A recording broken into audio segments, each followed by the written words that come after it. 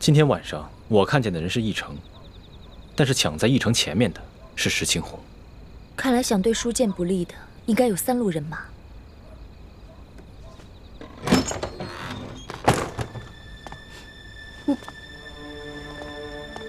主子，李太医也在啊。一嫔娘娘悲伤过度，我来给娘娘诊脉，开一些疏散之药。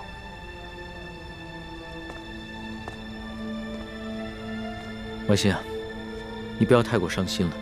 你爹虽然去了，但是我会照顾你一辈子的。至于你爹的后事，你要是有什么想法，就尽管提出来。臣妾是没侥幸，一切但凭主子裁夺。行，那我决定明日一早就护送你爹的灵柩回太原府。虽然这宫里规定，这后宫的嫔妃不能因为娘家的丧事披麻戴孝，但是这是宫外，朕特许你穿素衣，以尽孝道。等回了宫以后，朕再追封你爹为从一品，以为你爹的在天之灵。谢主子隆恩。哎，龙小弟，你可得为娘娘的爹报仇才是。这个奕成说的石青红，可是吴应琪身边的贴身侍卫。小声点，小心隔墙有耳。哦，我也怀疑这个人是吴三桂，只是此人极其奸诈狡猾，很有可能在鳌拜身边埋伏了奸细。说不定他送出金钥匙以后，才知道金钥匙的底细，再派人追回也是极有可能的。只不过吴三桂兵强马壮，雄霸一方，我暂时不想打草惊蛇。哦，怪不得主子要替他敷衍过去呢。这鳌拜的余党和吴三桂，都是我的心头大患。可是这重症不可用奇药啊。主子，这舒总兵之死，还有山西的贪腐窝案，可不是一时半会儿能够查清楚的。这为了安全起见，不如主子您早些回京吧，然后由奴才陪着丽嫔娘娘一起护送舒总兵的灵柩返乡，可好啊？索大人所言极是，主子还是早点回京吧。行了，我知道你们担心我的安危，但是这次出宫以来，所见到的事情简直闻所未闻。纸上得来终觉浅，我还是想在这山西多待几天，多体察一下民情。可是主子，现在这情况实在是太复杂了，这万一出现什么意外，奴才怕是担当不起啊。身为天子，最大的威胁不是一些宵小之徒的暗杀，而是没有能力治理好这个国家，让百姓天天盼着你死。我不可能一辈子都待在深宫里面，仅凭折子来治理天下。虽然在这儿体察民情会冒一些风险，但是既是值得，也是应当。龙小弟，说得好，我支持你。以后无论你做出什么决定，我这个老大都会拼命保护你的。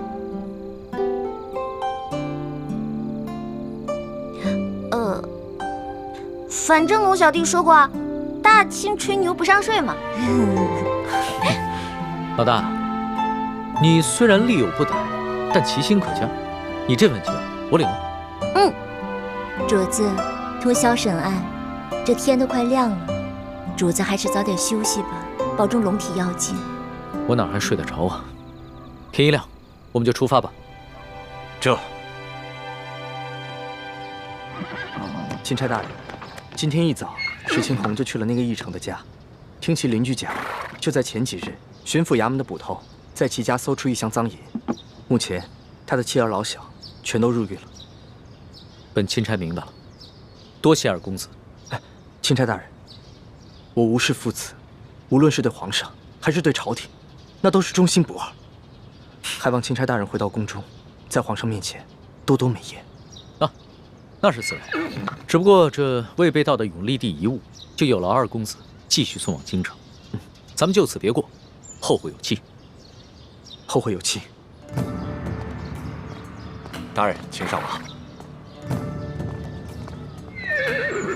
是，去。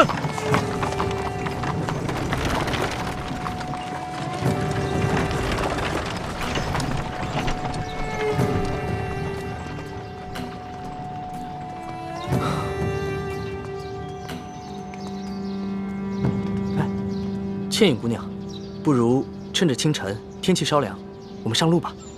好。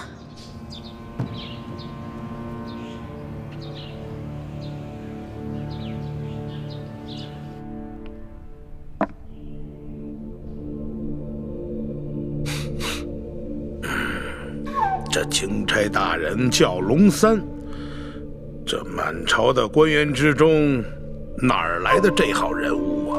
这龙大人一行十分低调，一直身着便衣，从不惊动地方官府。一入驿馆，便屏退左右，要与书剑密谈。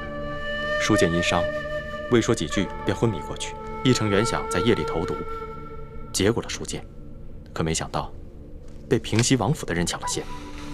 龙大人不敢得罪平西王，所以就把责任全都推给了驿丞，逼着他说出幕后的主使。哼，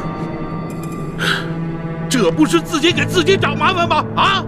本来这书剑御赐与我们没有一文钱的关系呀。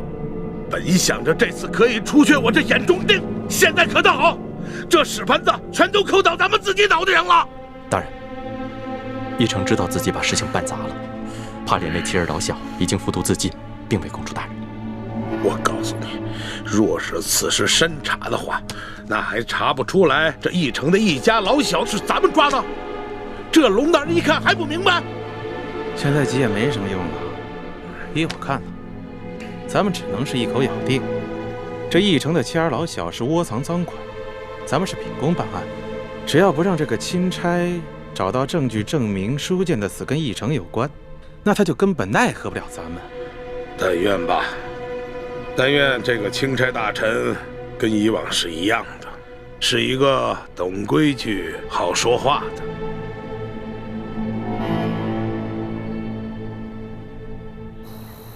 这吴应奇的反应还挺快，他连夜派石青红去这个驿丞家里查探。据他的意思，这个驿丞应该是受了山西巡抚刘德昭的胁迫，所以才会铤而走险，毒害书剑。主子，你可千万不能相信吴应奇的话，这事儿分明是吴三桂跟刘德昭两路人马都想刺杀舒总兵。这刘德昭想杀舒总兵，肯定是认为舒总兵手里有他的什么把柄，而劫走金钥匙刺杀舒总兵的人，肯定就是吴三桂那批人马喽。放心吧，我心里有数。龙小弟，你一会儿别骑马了，骑马太辛苦，你还是上车来吧。那可不行，我现在的身份是钦差大臣，怎么可以跟丽嫔同坐一辆马车呢？再说了，这驿馆的风声闹得那么大，肯定已经传出去了。要是我的身份也暴露的话，那可就真的危险了。